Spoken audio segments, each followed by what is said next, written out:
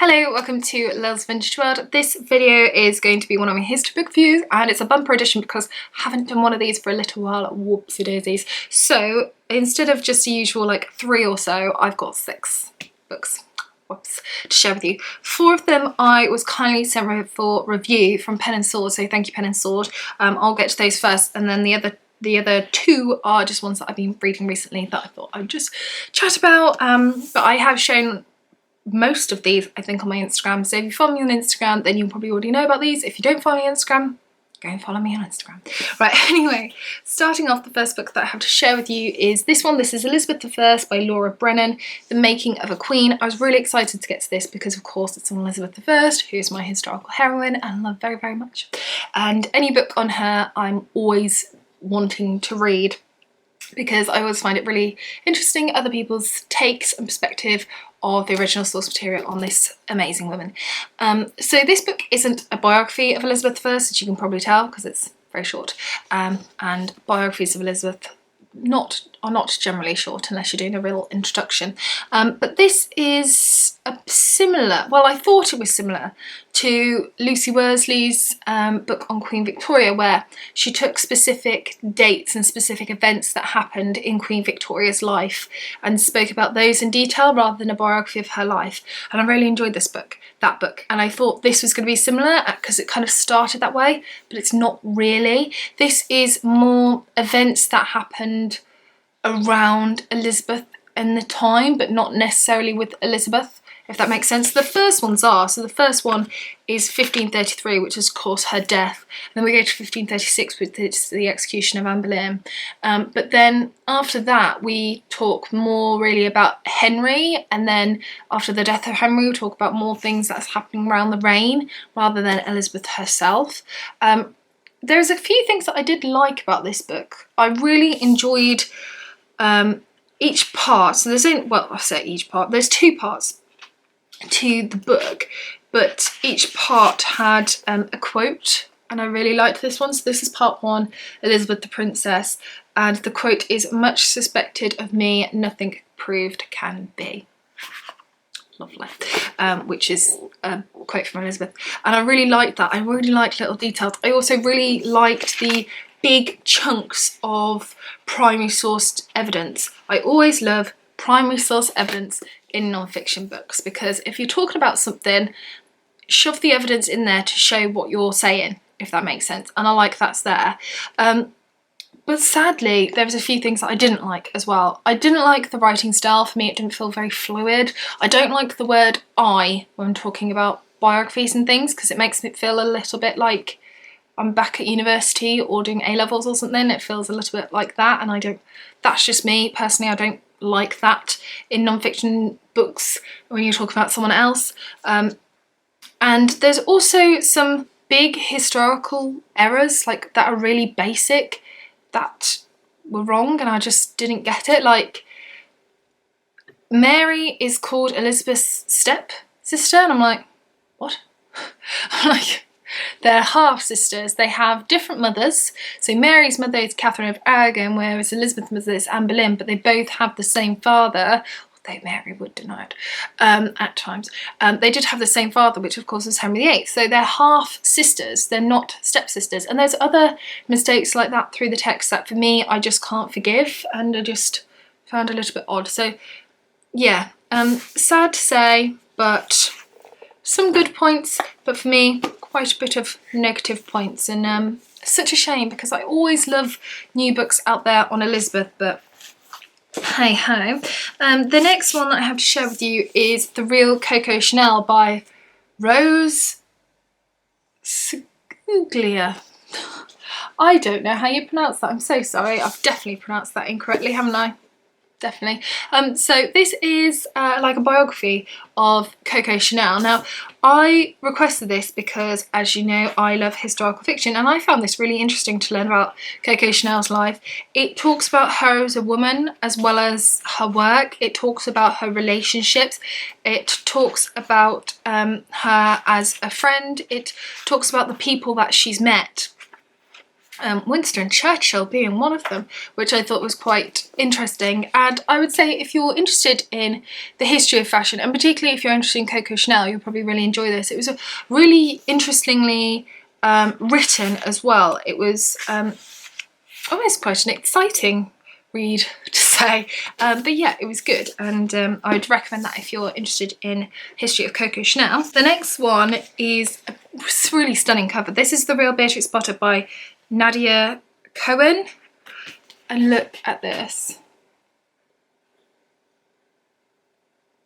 Look how stunning that is. It's just a beautiful, beautiful book. So this is a biography of Beatrix Potter. It's a great, great introduction to Beatrix Potter. It has plenty of pictures inside as well. I've read a few biographies on Beatrix Potter before, and this one it's just a wonderful introduction to her life. And again, it has primary source detail in it, letters, etc. And just, I like primary source evidence that's literally been scooped out and dumped, and you get that in here, and that is great. So yeah, I recommend it if you're interested in learning about Beatrix Potter and her life, because that's great. And for me, my favourite of all these pen and sword books that I was sent is this one. This is The Peasants' Revolting Lives by Terry Deary. Terry Deary, of course, wrote the Horrible Histories books in the, when I first started, I think it was 93. And I think he's still writing them now. But this is his new kind of adult one, and oh, this book is so good. It was such a fun read. I read it in one sitting. I really like how he writes things. It reminds me quite a bit of Horrible History, because he still put, did you know? And you had that in Horrible Histories, and there's lots of like bullet points. Again, there's loads of primary source evidence, and he just makes history so much fun. So this is The Peasants' Revolting Lives. So it's similar to the previous one, which was The Peasant Revolting Crimes. So we're still travelling through time, and it's different time stamps, but we talk about different points of a peasant's life. So each chapter focuses on something new. So we focus on different types of work, we focus on different types of entertainment, courtship, and how things like this differ throughout the centuries. So the different type of work that you can do as, say, someone who's living in the medieval England compared to if you're living in Victorian England, etc. And it was just really, really fun. A very easy read, very quick read. As I said, I read it in one sitting. I was giggling away, and it was so much fun. I'd have loved, what would make this book even better would be if there was pictures in it as well, which I don't think would have taken away from the adultness. I just think it would just make it extra special fun, because it's just brilliant. But yeah, an easy kind of 4-star read. It's just really, really good, and I highly recommend it. And the other one by Terry Deary, if you haven't read that, which is The Peasants' Revolting Crimes, that's really good too. And the other two that I have to share with you are ones that I haven't picked up for review. They're just ones that I just had in my collection and have read. So starting off, I have Marie Antoinette, The Journey by Antonia Fraser. This is my very first Antonia Fraser, and I wanted to learn more about Marie Antoinette. And I'm very naughty because I read so much about British history, because our history is fascinating, but I neglect a lot of other history around the world, so trying to remedy it if I can. So I'm just picking up books here and there, and this one is on Marie Antoinette, and it is quite a chunky monkey. It's over 500 pages, and let me tell you, it is dense. I liked this book. Antonia Fraser has done a lot of research to do this book. It's extremely well detailed, but oh, wasn't it heavy? It was so heavy. I mean, there's beautiful pictures throughout it, which breaks it up a little bit, but it's so detailed. My brain was just like, it took quite a while to read it. It took me over a month, and I was reading it most days. Yeah. I mean, it's good, but it is heavy. I gave it 3 stars just simply because it is good. You know, I can't deny that it's not a good book, but it's not the easiest book to read, so to speak. And then lastly, I have to share with you Elizabeth Women by Tracy Borman, The Hidden Story of the Virgin Queen. So this is a sort of biography of Elizabeth the first, but told through the women in her life. So we of course start and talk about Elizabeth's mother, Anne Boleyn. We talk about her relationship with her different stepmothers. We talk about the relationship with her sister Mary, the relationship with her cousin Mary Queen of Scots. We talk about her relationship with Catherine Parr. We talk about her relationship with Blanche Parry and Kat Ashley, etc, etc, etc. And it was really good. I really liked it. For quite a while of this book, I thought, oh, perhaps this could be a 5-star read, because one of Tracy Borman's books, which was The Life and Times of Henrietta Howard, I gave 5 stars to, and it was my favourite book of, was it 2016, 2017, something like that?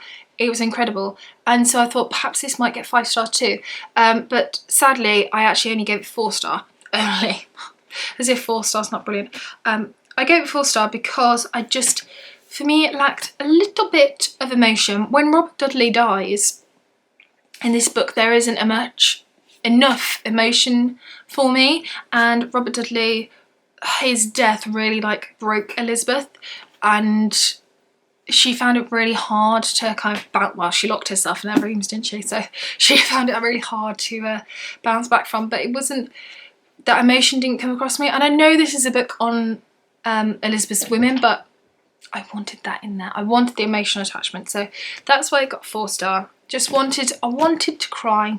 I just wanted the emotional attachment. Anyway, that is it for my history book reviews. I hope you have enjoyed this video. If you have, please give it a big thumbs up. Chat to me in the comments all things history. What history books have you read recently? And I shall see you soon for my next video. Take care for now. Bye.